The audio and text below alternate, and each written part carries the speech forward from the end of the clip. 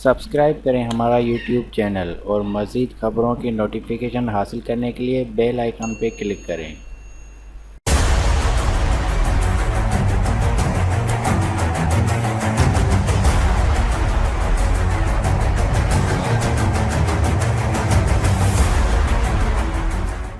HIV AIDS کے infection 3 مراحل میں ہوتے ہیں۔ علاج کے بغیر یہ وقت گزرنے کے ساتھ ساتھ خراب ہوتے جاتے ہیں اور بالا آخر آپ کے مدافعاتی نظام پر حاوی ہو جاتے ہیں۔ آپ کے علامات کا انحصار آپ کے مراحل پر ہوتا ہے۔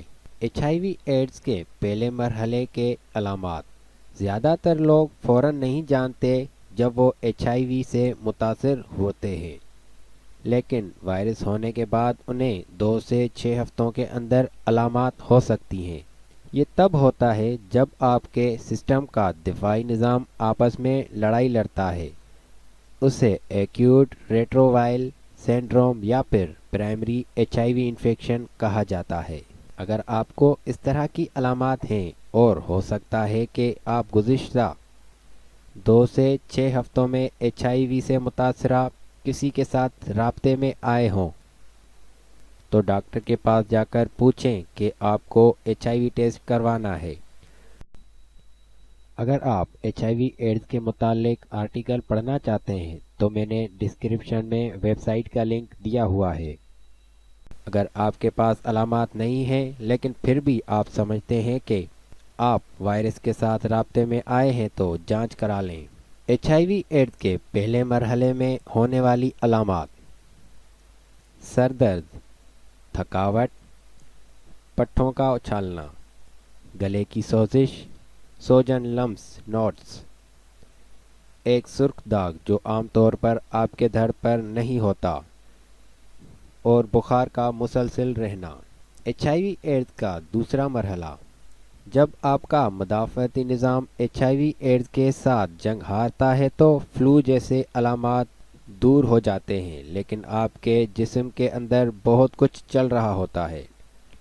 ڈاکٹر کو اس غیر محض مدت یا دائمی HIV انفیکشن کہتے ہیں۔ علاج کے بغیر CD4 سیلوں کی تعداد کم ہو جائے گی اور آپ کو دوسرے انفیکشن ہونے کا امکان زیادہ ہو جائے گا۔ ایڈز کے تیسرے مرحلے کی علامات: اگر آپ کو پہلے معلوم نہیں ہوتا تھا کہ آپ HIV سے متاثر ہیں تو آپ کو ان میں سے کچھ علامات ہونے کے بعد آپ اسے محسوس کریں گے۔ ہر وقت تھکا رہنا، آپ کے گردن یا کمر میں سوجن، بخار جو 10 دن سے زیادہ رہتا ہو، رات کا پسینہ، بغیر کسی واضح وجہ کے وزن کم ہونا،